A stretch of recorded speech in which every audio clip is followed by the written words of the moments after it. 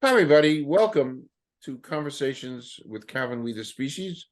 It's February 18th, and I've been talking at great length with Ed Cohen, Dr. Ed Cohen, professor, uh, and has been a lecturer at Rutgers University for 35 years. We'll talk about that.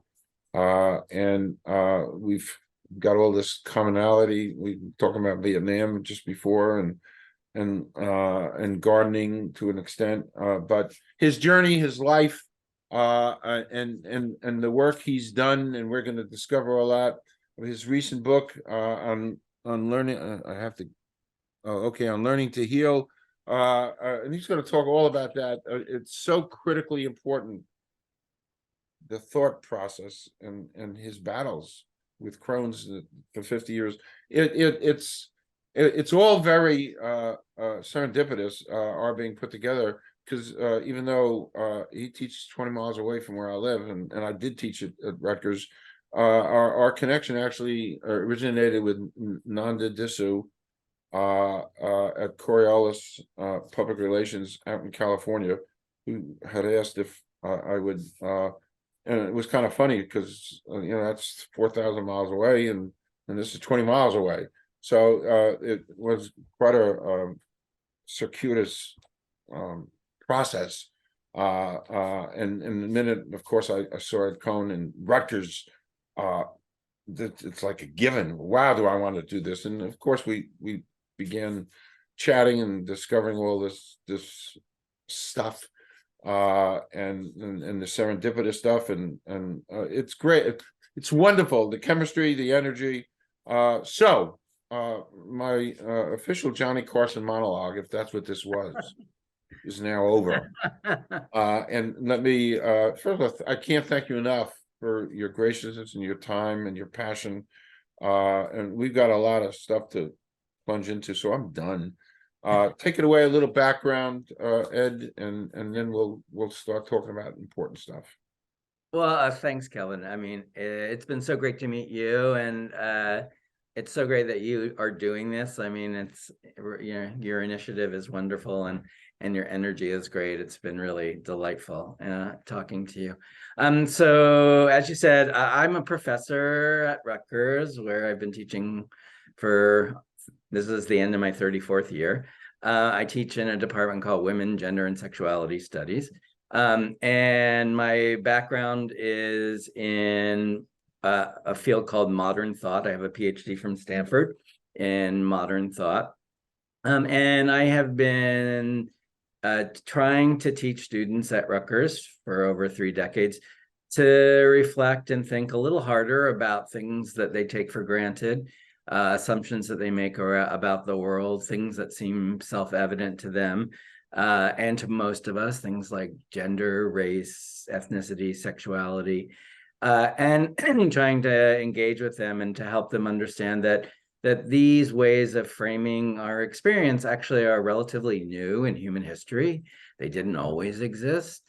They came into being for very specific reasons at very specific times, and they have certain kinds of limits that are embedded within them. And that if we know something about that, then it's sometimes possible to think beyond those limits, or to recognize that there's other ways of making sense of our experience that actually might allow us greater possibilities for how we live our lives, for the possibility of opening up ways of living otherwise. So that's sort of my dedication. I'm a very committed teacher. I love teaching. I've been very privileged to teach very wonderful students, and it's one of the great things about Rutgers. There are certain things that are not so great, but one of the great things about Rutgers is the student population. I mean, New Jersey still is an amazing place, though I live in Brooklyn.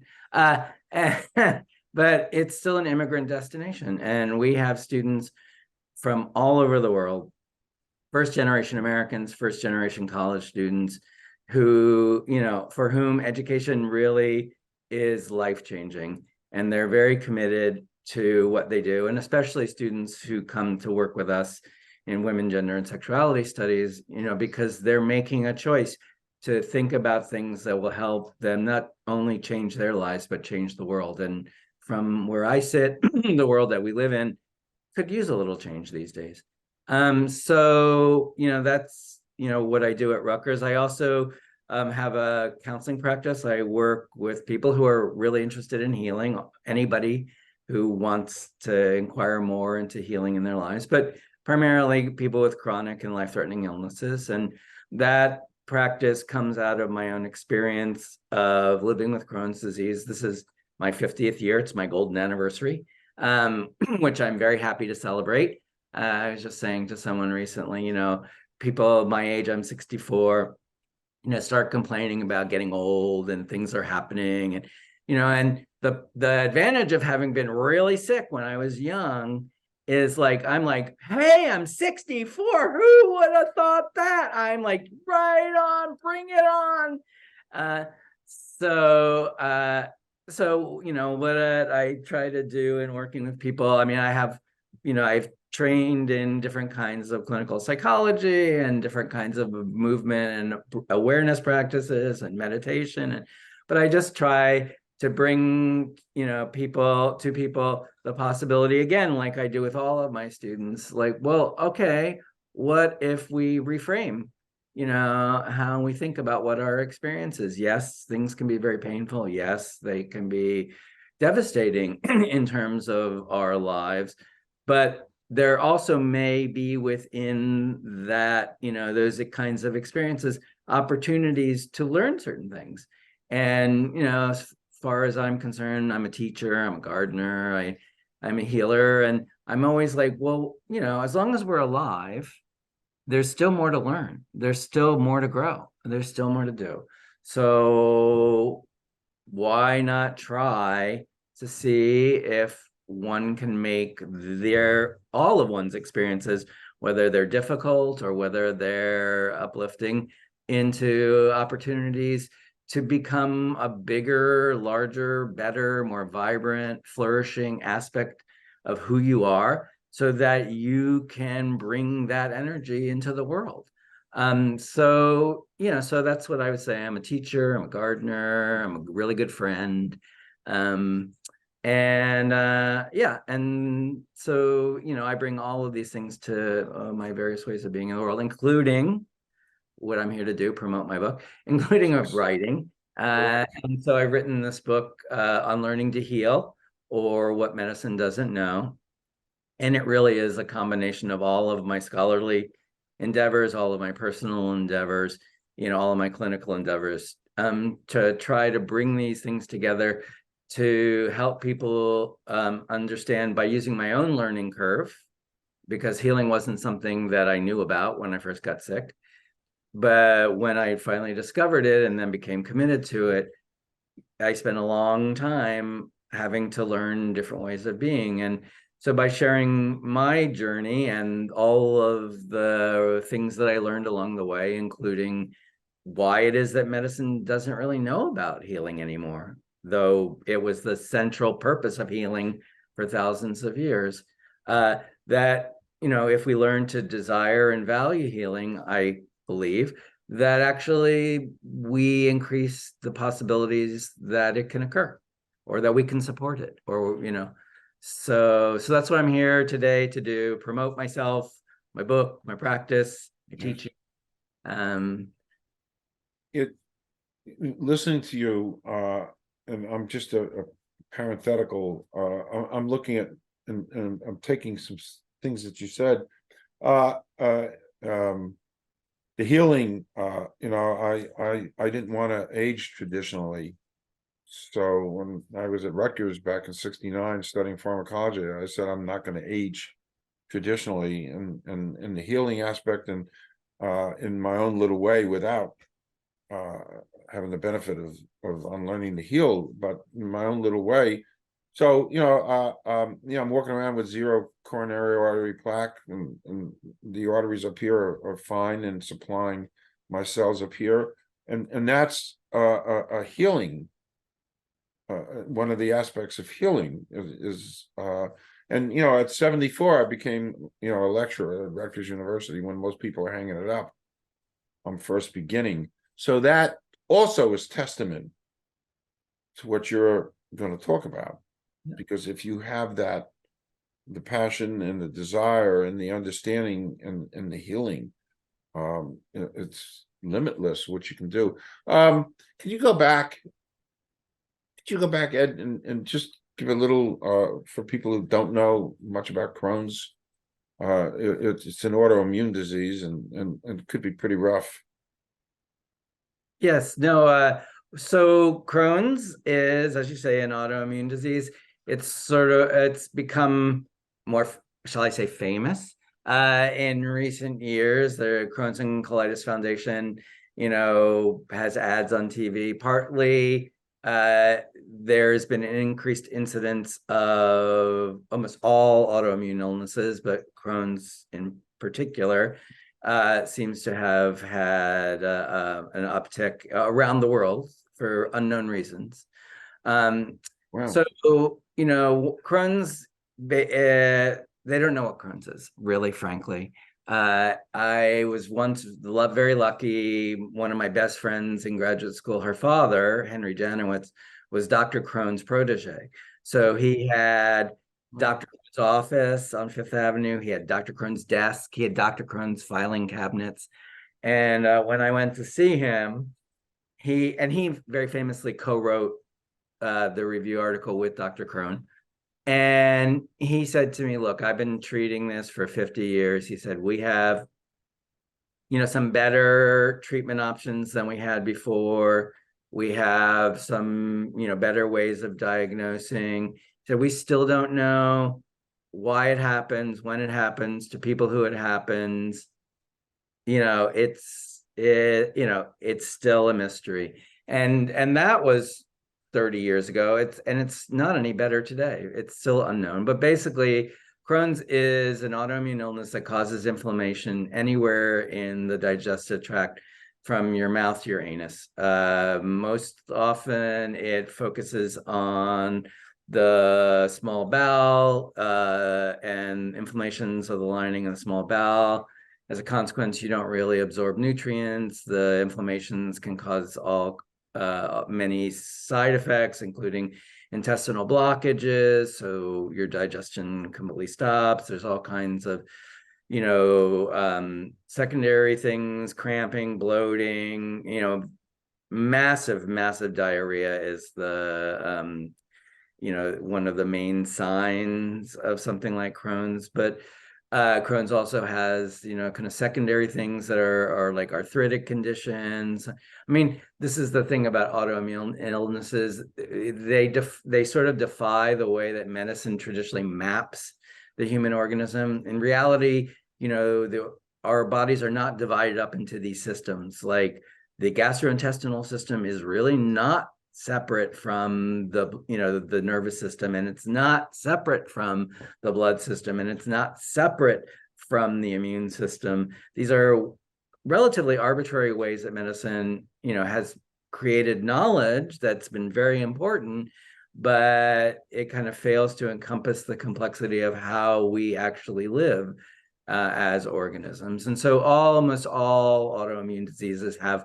more than one set of tissues or cells that get affected. But I was first diagnosed when I was 13 because I was incontinent. I had uncontrolled diarrhea. I lost huge amounts of weight. I had terrible abdominal pain, and I was completely lethargic, and I was in a really bad way.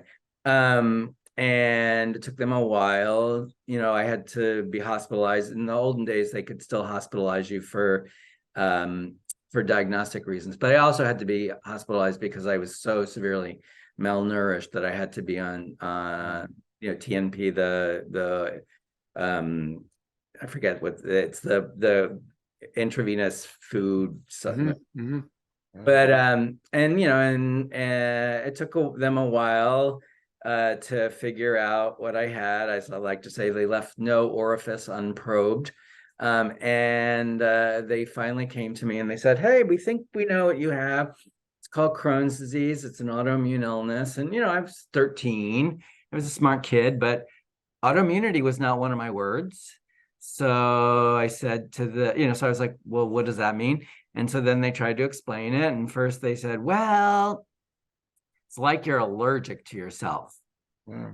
That's a little bit abstract, that, explanation. Didn't really understand that.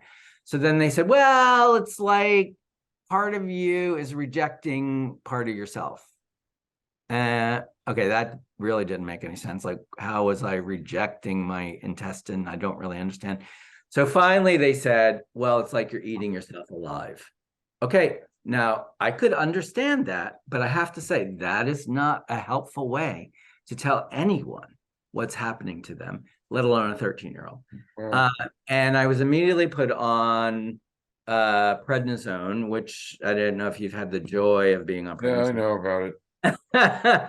But I was put on mega doses of prednisone. And prednisone has all of these side effects, which nobody bothered to tell me anything about. I mean, now, this was in 1972, in the fall of 1972. And this is long before the internet. You couldn't just like go online and, look up whatever and find, basically, you had to go to the bowels of some medical school library to find out anything. And of course, I was 13, so I couldn't do that. But, I had all these side effects. I gained huge amounts of weight. I had this, what's called cushoid face, I have stretch marks, my skin thin, but it primarily, or not primarily, but in addition, there's all these psychological side effects: anxiety, depression, mood swings. I had all of that, all of that. But nobody thought anything of it because I was an adolescent. They were just like, oh, he's an adolescent. I mean, I even at one point I said to my father, because I knew something was wrong, and I said to my father, look, I need to go to therapy. Send me to therapy. And my father, who was like really good at the zinger, said to me, you've watched too many Woody Allen movies. That was so basically I had what I call my adolescence on steroids, which was from 13 to 23. I was completely incontinent. And I had to like organize my life so that I, always had extra underwear. I still have a psychic power to find out where the toilet in any building is. I mean, I can, and then when I was 22, 23, I got really, really sick again. I mean, the prednisone never really worked. I mean, there are better drugs now. So, people who have Crohn's now can take these things. They still give you prednisone, but they also have these things that are called biologics, which are monoclonal antibodies that modulate the immune system. It's not like just suppressing the whole system. It's like focusing on just particular parts. So the side effects are not as debilitating as the ones that I had. But when I was 22, I was visiting my parents, and I had my small bowel shut down. I had basically everything stopped working. I was in terrible pain. I had to be rushed to a local, really not very good hospital. And it turned out that I didn't just have an intestinal blockage, which they knew, because basically all they do is they give you Demerol until it subsides. But I had actually had a small bowel perforation. So my bowel actually had perforated, and the content of my gut had leaked into my peritoneum. And so over the next few months, I started developing all of these abscesses throughout my viscera. One of which, unfortunately, was on the major blood vessel on the outside of the intestine. And therefore it was hard for it to be imaged according, by all this medical technology. And when it burst, I would just gush blood out of my rectum and pass out from blood loss. At that point, went to Stanford Hospital. I was doing my PhD at Stanford at the time. And they couldn't figure out exactly what it was either. And it was just like also really weird coincidence, because that was the year that AIDS first came to people's awareness. And I was very sick, and I had some kind of infection, but they didn't know what it was. And one day the team of infectious diseases experts came to my room, and they were like, okay, literally the CDC had just published the first report in their mortality and morbidity reports of the 6 cases of people, of gay men in LA who, it was called GRID then, gay-related immunodeficiency. And they're like, so they come in, they tell me this is like, I'm hearing about this for the first time. And they're like, do you think you might have it? And I mean, okay, I'd been incontinent, I'd been really sick, I was on massive doses of prednisone. I was not sexually active in any kind of way. And so I got my best laugh, my best medical laugh, because when they said, do you think you could have it? I said, not unless you believe in immaculate infection. And then That's a great line. thank you. What a great line. Wow. But the real irony turns out that my highest risk of getting HIV was from all of the blood transfusions in the hospital. Sure. That was, but when I was in the hospital, I finally had like a massive bleed out, which they couldn't stop. And I was bleeding to death. I mean, I started having the whole out of body experience, and I knew something was going on because, at the time, between the prednisone and between my Jewish neurotic family, I was a highly anxious person, and suddenly I was like in this really peaceful place. And, I could see all of them, people trying to get, bloodlines into my veins and, and I'm like, whoa, I'm out of here. I'm out of here. But I kind of knew I wasn't going to die, but I knew I was like going that way. I was going that way. But then they were able to like rush me to emergency surgery. And the next thing I know, I woke up in the ICU. And I started having these experiences, which again, from my background, were completely unpredictable. Like I like to say, my mother was a communist, my father was a physical chemist. Between the two of them, they were dogmatic atheists. All that mattered was matter. I had no spiritual whatever. That was not a thing for me.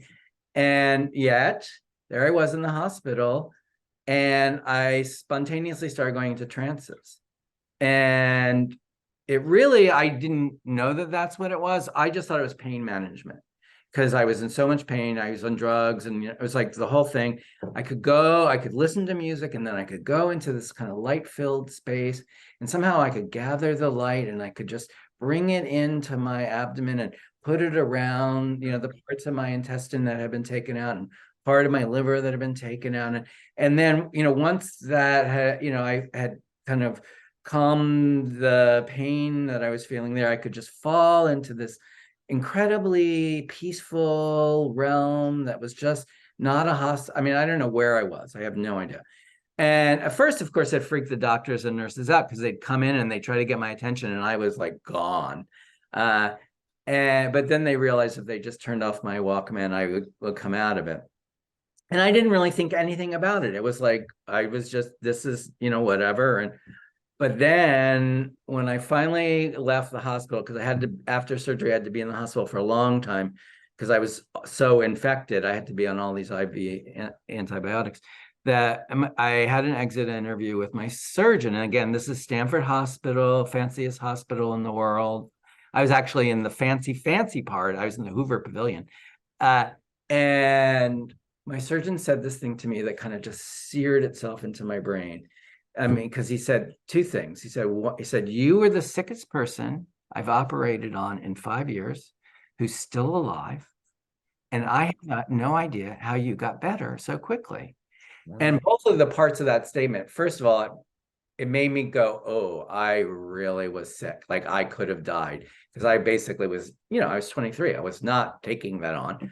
But the part that really stuck with me was him saying, I have no idea how you got better so quickly, because he knew what he could do. He saved my life. Absolutely. I bow, to his knowledge and his expertise and his technique.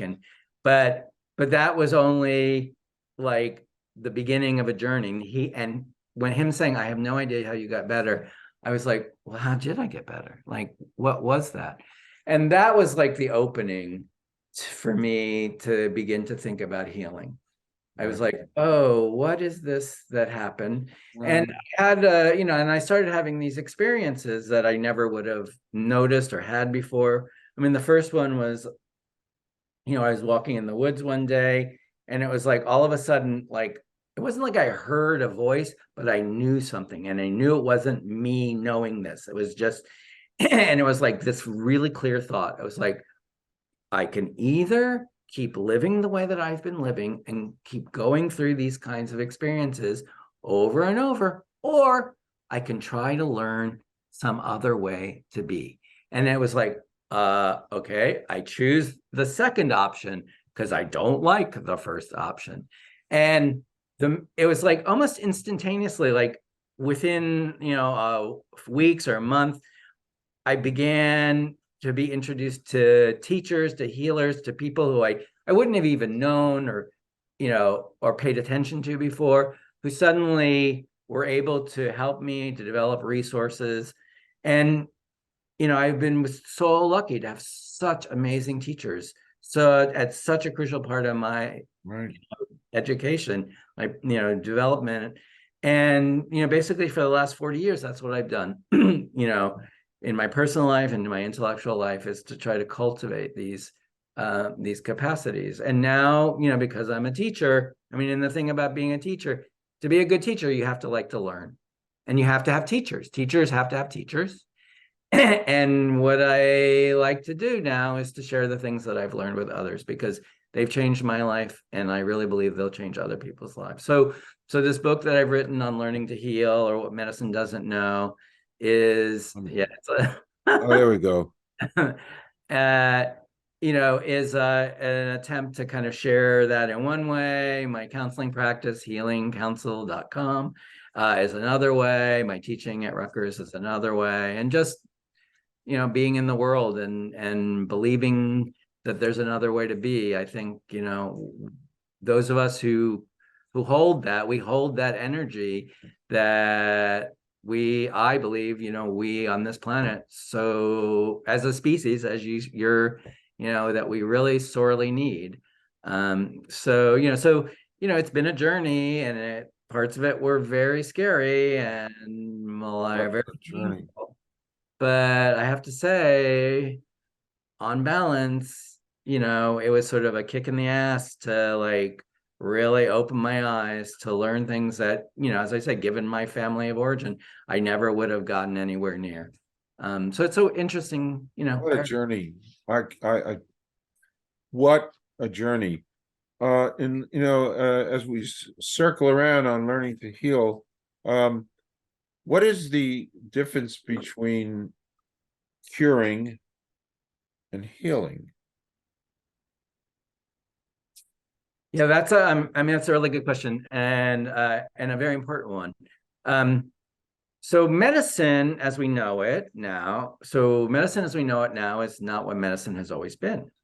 In fact, for more than 2,000 years, medicine was first invented in antiquity, and basically the 4th century BCE in ancient Greece, at the same time that philosophy was invented, at the same time mathematics was invented, and it was part of a whole kind of reimagination of how human beings lived in the world, in a world that was no longer controlled by the gods, but that actually could be understood through knowledge, because nature had a rational component. That's that's what we introduced in our culture, and medicine was one of those practices. And so medicine created this technique, which it still uses, that's called diagnosis.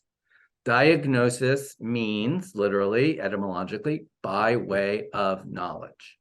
Prognosis means knowing in advance. From the very beginning, over 2,000 years ago, medicine was a therapeutic practice that invested in knowing as the most powerful resource for supporting and encouraging the natural power of healing. Medicine never thought it could cure you, right? Through diagnosis and prognosis. What it thought it could do was support and encourage the natural power of healing. And so for a long time, like 1,000, more than almost 2,000 years, medicine's primary form of intervention was to help you organize your life.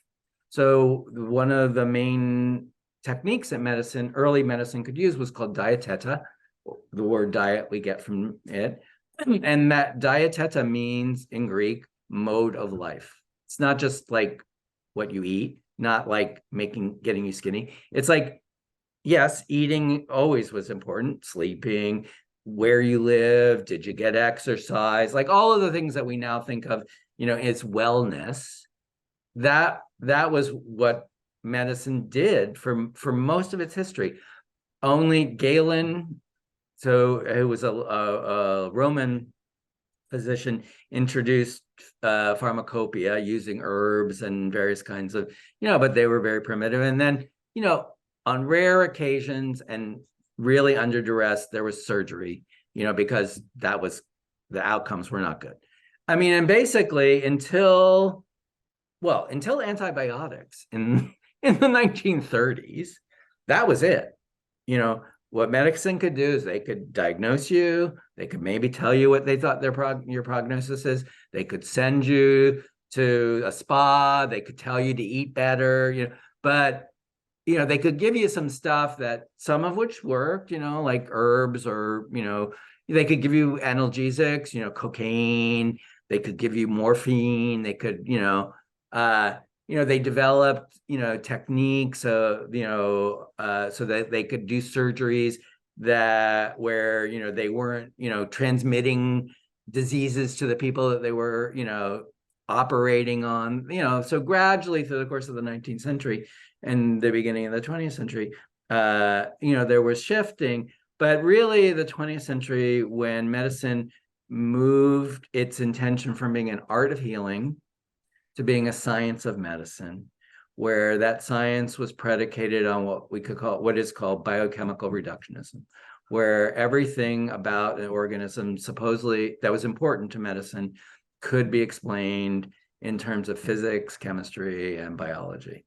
And needless to say, it created amazing technologies that, I mean, I would be dead without. I'm not, I bow to them. I'm really happy to be alive. But it introduced this idea that, medicine could cure us. And curing's like a really weird idea, really, because curing, like when we desire a cure, basically what we desire is that nothing ever happened to us.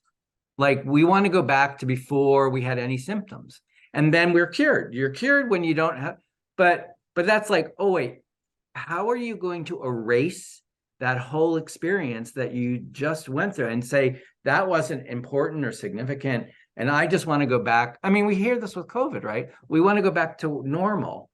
It's like, wait, you don't want to learn anything from what that, just went through? So healing is, that's why my book's called Unlearning to Heal. I think healing and learning are really related. And it says to us, when we have experiences of illness, that they always interrupt our everyday life. That's how we know we're sick, right? You only go to a doctor because you have some symptom that's impeding your capacity to live your life in the way that you would like to live. So there's something has happened that has disrupted your normal course of events, and you want to redress that. Now, it could be the case that also could be an opportunity to say, well, okay, what's going on in my normal way of living? Like, where did this thing come from, and why is it affecting me in this way? And even something like COVID, right? For example, like there's no cure for COVID, right? But even something like COVID, it's like many people can be exposed to the same viral pathogen. Some people, nothing happens. Some people become asymptomatic carriers. Some people get a little cold. Some people get some kind of pneumonia. Some people get, their lungs are affected, their kidneys are affected, their toes are affected, their brain is affected. Some people get so sick that they have to be intubated, they have to be on ICU. Some people have long COVID, they never, some people die. Now, why do all of these different people have very different responses to the same pathogenic, catalyst?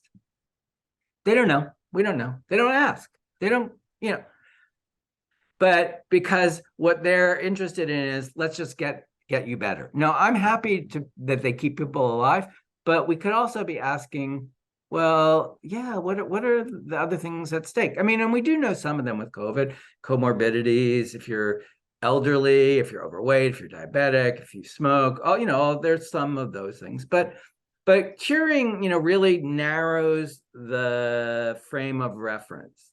Whereas healing, like, asks us to think, well, how is this experience affecting us? What is it allowing us to see about our lives that we might not have seen otherwise? And so, one of the example that I often give to people is, like, sometimes dying can be healing. Like, that people's experiences of dying can in fact be healing occasions that allow them to move gracefully out of this life in a much more expansive way. I mean, I feel very lucky that happened to my father, who I helped. He had a stroke, and he had all these various complications. Eventually we put him, he was someone that was very committed to death with dignity and didn't want to be kept alive. In fact, I mean, the instruction was just shoot me. But in the end, we were in hospice with him, and he refused food and water, and I sat with him for the period of time in which he was transitioning, and that was an amazing experience, not just for me but for him. He became a completely other person. Wow. In that, I mean, and I know I know a number of friends, people I know, who've had similar kinds of experiences. And also, like, one of my teachers says, death will come for all of us. Make sure that when it comes for you, you are as alive as you possibly can be. And I thought that was one of the most important lessons, that someone could give me. And so medicine's afraid of death. Medicine wants to foreclose death. Curing is about death as absolute negation. Healing says we don't know. And the things that we don't know may actually be not just things that are threatening to us or causing us anxiety, but the things that we don't know actually might be providing us with occasions to learn something, right? And so I wrote on learning to heal, precisely to suggest there is a difference between healing and curing. Curing, you're not interested in learning anything. It's just like, get me over this thing. Right. I want to go back to what I was before. I don't want to learn anything. Like, I want it to be like that. Don't, go away. Whereas healing is like, you might, I want my symptoms to go away. I don't want to be in pain. I want to have more mobility. I want to be in the world. All of those things are values, but that may or may not be possible. But whatever is happening, it may provide you with an opportunity to be able to understand yourself in a much more expansive way, so that even if physically you're more debilitated, like, as a human being, you might be able to flourish in ways you never imagined before. Wow. Fascinating. Just fascinating. I'm trying to process. I told you before we started, my head was swimming even before we started. So it continues to swim. And, it's, before we do a couple of quick wrap-up questions, because I do have one of my favorite questions to ask. It's completely off topic. It's a one-word thing. You don't have to answer it, but I like the question. Here goes. Excluding family or friends, somebody living or dead you'd like to spend a day with. Oh my God, so many people. Well, probably, my intellectual hero is a French philosopher called Michel Foucault. And I would spend a day with Michel Foucault, definitely. He was also a fun guy. Okay. In my reading about you, I saw his name was mentioned a few times. So that's great, great answer. Great answer. There is no, and I have a confession. If you'll take my confession, I borrowed this question from Barbara Walters. Oh yeah, okay, Yes. Baba. Yes, The now late Barbara I Walters. know, I know, I know, I She know. rest in peace. I I didn't haven't. realize she was Jewish. That was a whole new thing. I mean, I was like, oh, Oh yeah, you didn't know that? no, I Yeah, didn't. sure. You know, her father owned a very successful nightclub in Times Square, the Copacabana. Oh, oh yeah, the Copa, yeah. That Copa was, well, he didn't own it, or whether he owned it or not, he was the manager, whatever. Lou Walters. Uh, And when my parents got engaged, they went there. So it had something indirectly to do with my oh yeah, my great. parents used to go there. My parents met on the dance floor at Grossinger's Wow, on a singles weekend. wow, My mother went there with a friend of hers who didn't want to go alone. My father was too cheap to stay there, but he went to the dance and he got the social director. He liked the way my mother danced. My mother was an incredible dancer. He liked the way my mother danced. So he got the social director to introduce them. And and they danced everywhere. That was just, and so the Copa was one of their places. wow. Funny small world. Um, we've talked about on learning to heal, which is so in my, editorially speaking, it's so important because I've in my own small little microcosmic way, I've had things and I will have to jump more into that because your perspective and your experience. So it's a great read. You're counseling, but you also wrote a body worth defending. If you want to say a few words about that, these are Yep. all Duke University Press. Right. Yep. So, but if you want So to, a body worth defending, I wrote on the way to writing on learning to heal. I've wanted to write on learning to heal, but I had to learn and heal enough to be able to write that book. So the book, A Body Worth Defending, I wrote because the way that medicine explained to me what was happening, as I said before, when they told me that I had an autoimmune illness, uh, was very unsatisfying. And in medical terms, autoimmunity as a category actually is paradoxical. Like it's a contradiction. In the 20th century, immunology came to be defined as the science of self, not self-discrimination.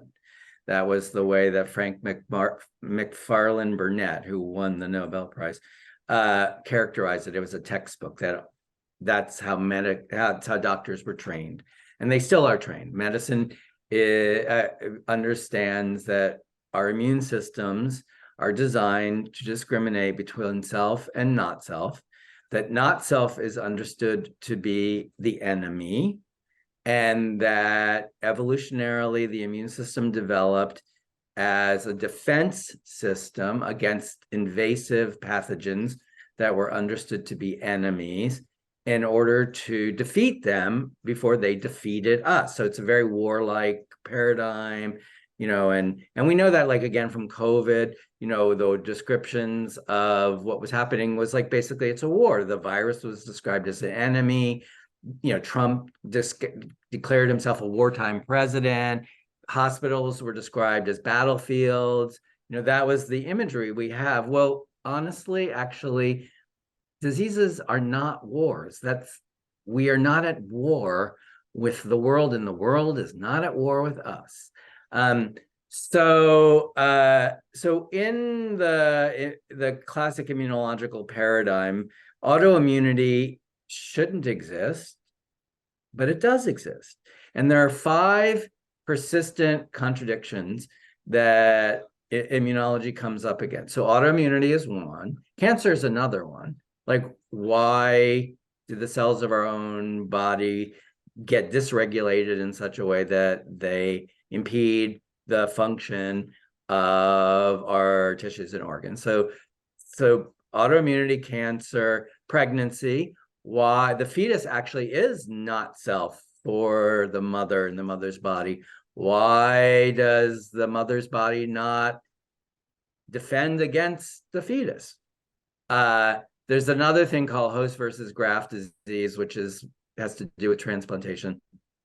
But the last one is what we call commensal bacteria or commensal microbes that now we know, and especially in the last 20 years since they developed these technologies that could analyze the DNA of bacteria, it's called high throughput genomic analysis. We now know that we basically are the ground within which many other organisms flourish constantly. And that basically, especially in our gut, we have all of these bacteria, viruses, fungi that are not necessarily deleterious to us, but actually that are necessary to our capacity to digest food. And if we didn't have them, we'd be dead meat, right? So if the immune system is defined as the system that discriminates between self and non-self, how do you explain these paradoxes? They can't. So I wanted to know, well, okay, so why are we so invested in this idea of immunity then? And then it occurred to me, because I like words, right? So I was like, and why do we talk about it as immunity anyway? Immunity is a word that comes from ancient Rome, from Latin. It's a Latin word. It comes from ancient Rome. It was a legal and political strategy that the Romans developed as a way of expanding their empire without having to militarily occupy cities that were far away from Rome that would be very expensive to maintain like an army in. So they granted these cities immunity from taxation and from military obligation in exchange for Roman citizenship. So they could be Roman citizens, but they were immune from the obligations that all other Roman citizens had to fulfill. That concept then was taken up in the development of European nation states. So immunity was a key concept in the way that monarchs and the church negotiated their relative spheres of power. So like, why do churches not pay taxes? Because they are immune from the obligations of the state. Why, in New York City, this is a burning issue. Why do diplomats not have to pay parking tickets? Because they are immune from, so what, or like in a more positive way, why is it that undocumented people can take sanctuary in a church? Because the church property is immune, right? So immunity was a legal and political concept for over 2,000 years.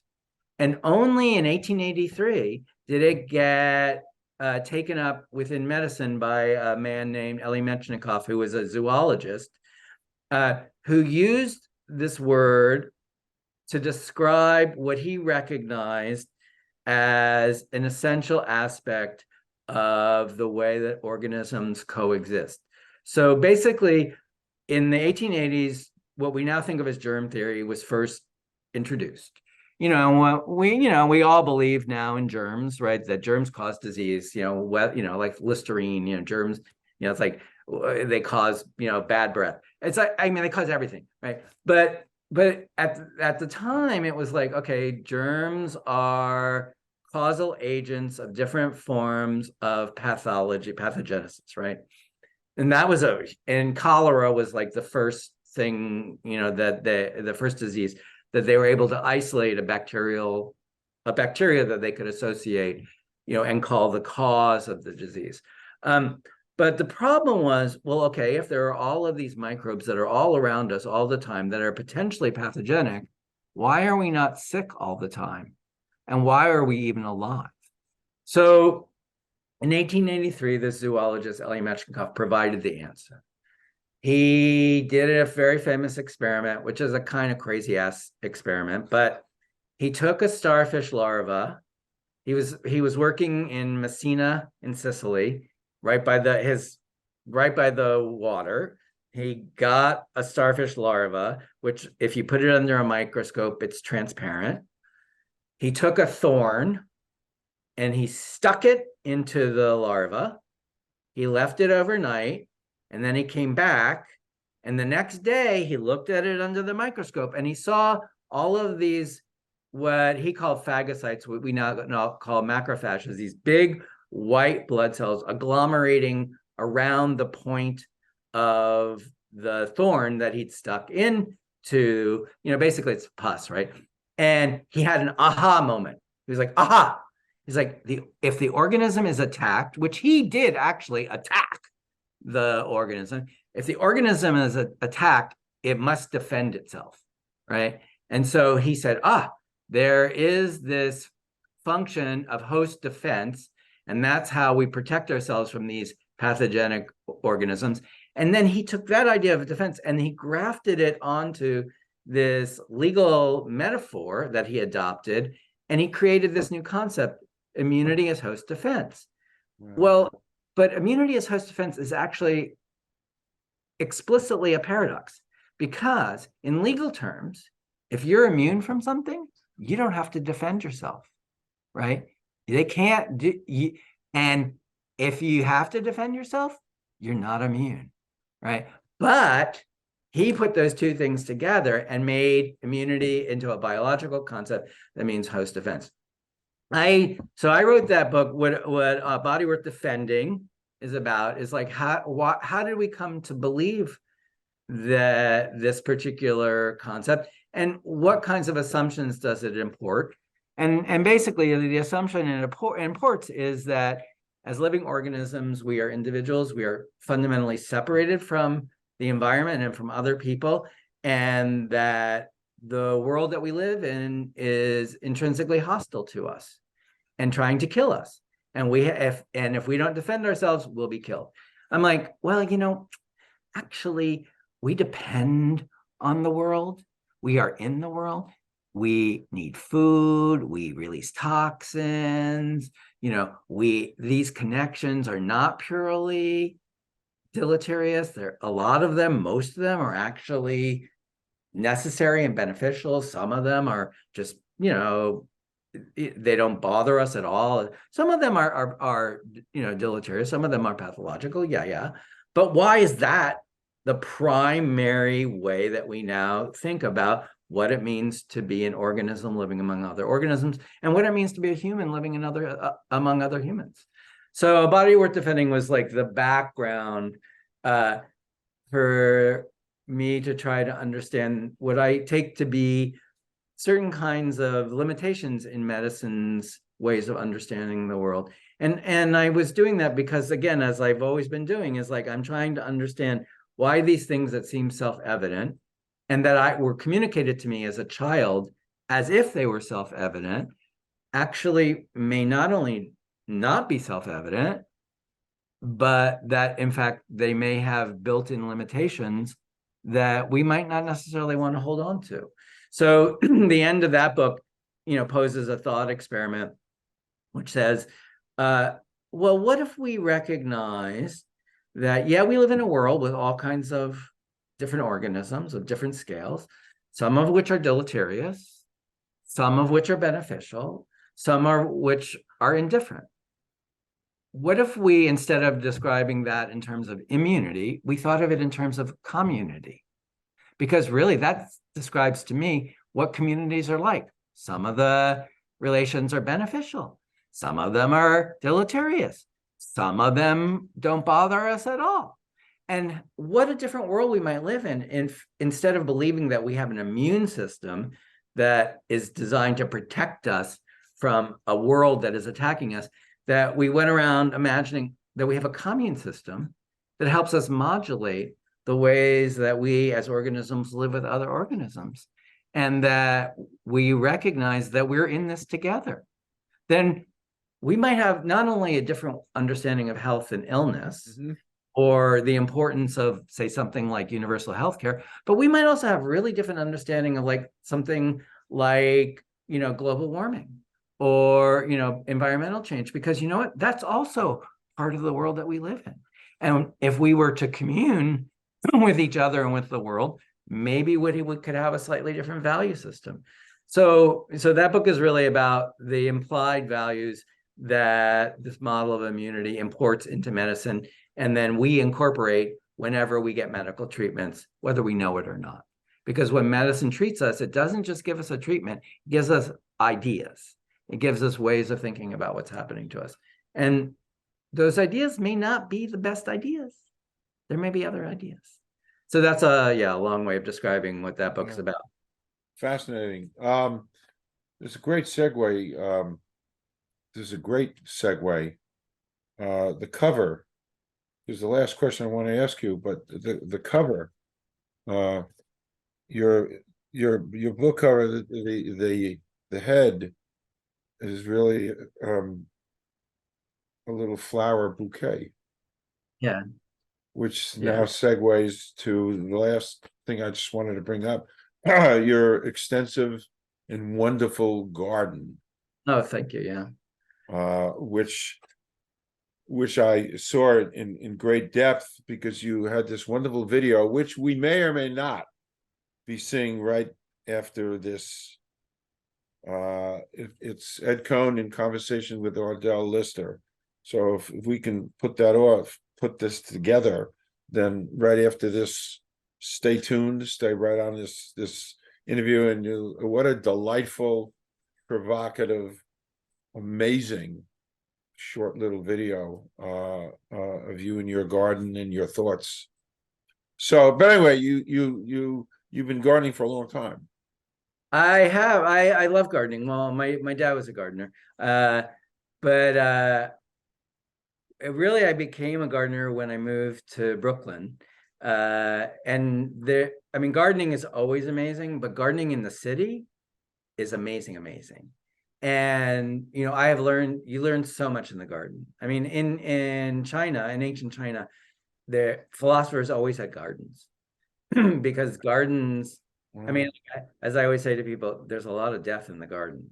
You learn a lot about what grows, what doesn't grow. I mean, it teaches you so much. Plants are amazing in terms of how they are able to use sunlight to fix different kinds of elements to create biomass. Like for me, like one of the great things, like my garden now, it's like winter, nothing's happening. But well, actually, because it's been warm, little things are coming up, which is a little bit scary, but okay. But then by the end, so there's nothing. And then by the end of the summer, I mean, the amount of matter that has been produced, like when I have to like clean the garden, it's like, oh my God, in like 5 months, look what's happened from sunlight and mostly from the air. It's like fixed carbon from the air that this substance has taken shape. And, and I mostly garden. I do flower gardening because I don't have enough light to do vegetables, and I belong to the Park Slope Food Co-op, so I don't really need the vegetables. But the beauty, is incredible, and then the way it attracts, amazing insects, butterflies, birds. I get hummingbirds, and and the thing about it too is in Brooklyn is like people don't think about New York. They think New York is paved over. It's like Joni Mitchell, they paved Paradise and put up a parking lot, but it's not true. I mean, one of the things that you see is like that's why like there's little plants coming up in the middle of the parking lot, like the will to grow here, because the reason the Europeans ripped this off from the Native Americans is because this is a power spot on this planet. I mean, Brooklyn is the end of Long Island. It's a barrier island that's off the coast of, that's around estuarial river that goes into a natural harbor that opens into the ocean. As a consequence, the ways that weather patterns move, like we are cooler in the summer and warmer in the winter. The waters and were filled with fish and clams, and and you put a seed in the ground here and it grows. It's like incredible. I mean, it's so, and also this is like one of my things. We're one of the great island cultures in human history, and nobody even knows that we're an island. It's like, So, one of the things about gardening I find, especially in the city, is it's very elemental. It's like, okay, this is what we are, this is how we are, and for me, I feel like gardening, let's put it this way. I love growing things and I love things that grow. And that's why I'm a teacher, that's why I'm interested in healing. It's all about growing, developing, learning. And so, yeah, so I love it. And I'm definitely going to get you the clip. It's called Flower Power. And I as you saw said, that. Yep, I saw that. made it. So, quoting a line from The Godfather, we did good. And we're right on time. It's 1 hour. Yep, we did good. We could go on and therefore I'm inviting you to come back. We could Oh, I'd love to. Absolutely. yeah, come back. Hopefully we'll have you and ARDELE coming on right now. Yep, we will. Again, I can't thank you enough. Oh, my pleasure. Thank You made my day for sure. I borrowed that from Clint Eastwood, but you did make my day for sure. You did. Thank you so much. And really, just to reiterate, these two books on learning to heal. Here we go. Okay. Yeah. It's a new camera. I'm getting used to it. And then of course, Body Worth Defending. Yep. So thank you so much.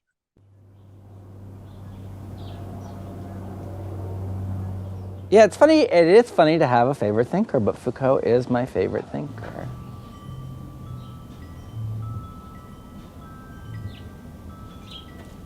And I think it's because the way he enjoys thinking is really kind of full on. I grew up basically as an intellectual reading Foucault. And he was already almost towards the end of his life. I mean, I started graduate school in 1980. And so I came in, I became aware of him at a point in my life where I was really undergoing lots of transformations, as a person. And the world I was living in was going through a lot of transformations. Reagan had just been elected. I had grown up during the Vietnam War, the civil rights movement, the women's movement. My mom was an anti-war activist, and I was gay. I was trying to figure out, what it meant to be a person being alive in that way, what it meant to be political, what it meant to be able to live more fully than I had been living before.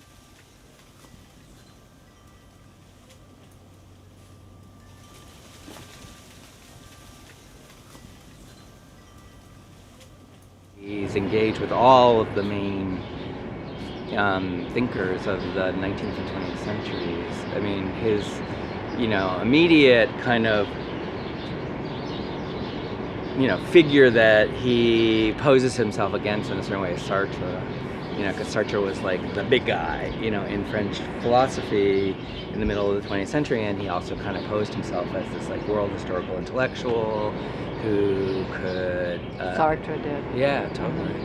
I mean, he was the guy. I mean, we kind of forget that, but I mean, not only did he win the Nobel Prize, but, his plays were everywhere, his philosophy was everywhere, everybody was an existentialist, all the beatniks were existentialists, I mean, he was a cultural figure as well as a kind of philosophical figure and a political figure. But he really was in the mode of, what I would call like the hortatory mode.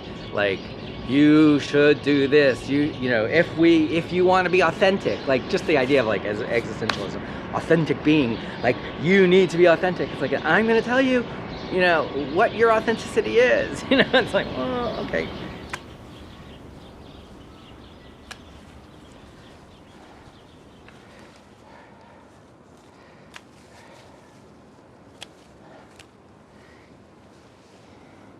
It's like a plant haircut. Foucault, I mean, obviously he grew up in the middle of the 20th century. You know, he was very aware of the problems of fascism on the one hand and communism on the other. And, you know, and he was also inspired by the kind of political struggles that were, you know, progressive, but outside of kind of communist or, you know, Marxist philosophy in the 60s and 70s. And, you know, and as a gay man, I mean, you know, it's sort of like he talks about, you know, the women's movement, gay liberation, you know, struggles for racial equality, how they all, you know, inspire him to think about, you know, the way that change can happen.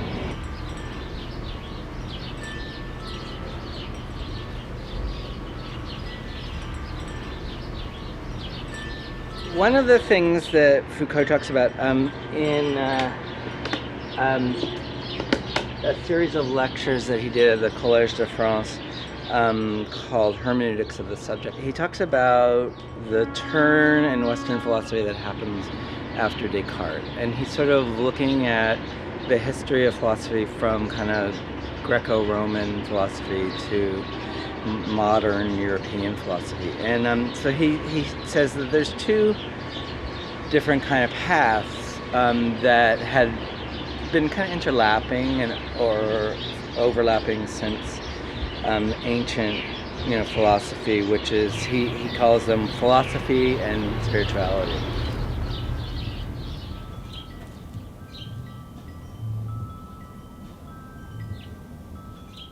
The path of philosophy assumes that there's just truth in the world. And in order to get to what's true, if you follow a certain method of knowing, that you will be able to disclose the truth. Like the truth is just in waiting, and then the process by which you attain the truth is simply by following this particular kind of pattern of thought that will lead you to it. Whereas the path of spirituality in this model is one in which, in order to apprehend the truth, you have to change yourself in order to be almost as if it's truth worthy. Like that you have to work on yourself and make yourself open to the truth, and then you can be in relationship to the truth. And he sort of says, you know, after Descartes, that, you know, Western philosophy, I mean, Descartes is famous for his discursive method, and basically Western philosophy becomes a kind of epistemology, or it privileges epistemology, that is like, how do you know the truth? And it kind of, you know, puts in abeyance this question of, well, what do you have to do to yourself in order to be worthy of the truth? And I think that, you know, that's something Foucault was able to articulate, you know, relatively late in his career. That was sort of at the end of his life. You know, what I really like about him is precisely the sense of, you know, the point of thinking is to change yourself. You know, that's really, so, and even to change yourself by changing how you think. And if you don't change the way that you think, you're not really thinking. Well, this is sort of what people who identify more as being in the liberal tradition, they can't stand about him. Like, they totally can't. Like, yeah, because they're always like, well, what's his normative expectation? Like, well, what is it? Like, literally, the question is like, but what are we supposed to be doing? And, you know, like, oh, great intellectual prophet of wonder, you know, like, tell us, you know. And, you know, he says, you know, there are these models of, you know, truth telling. Like, you can be the prophet, or you can be the wise one, or you can be the pedagogue, right? That these are all like kind of standard modes in which you can enact, you know, your wisdom. Is precisely that there's something about being in relationship to it that opens up like a risk or a vulnerability for the person who is seeking the truth. As for what motivated me, it was quite simple. It was curiosity.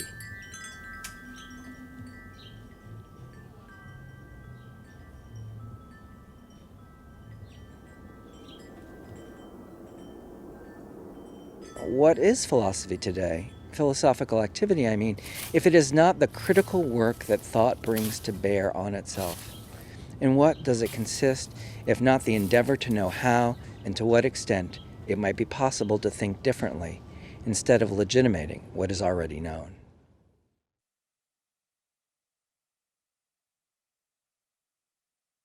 I'm teaching the history of sexuality, and I was like, you know, this is the most important book of the 20th century, in my opinion. And Foucault changed my life. And they just laughed, you know, but I was being sincere. Did you get the moss? It's such a beautiful color.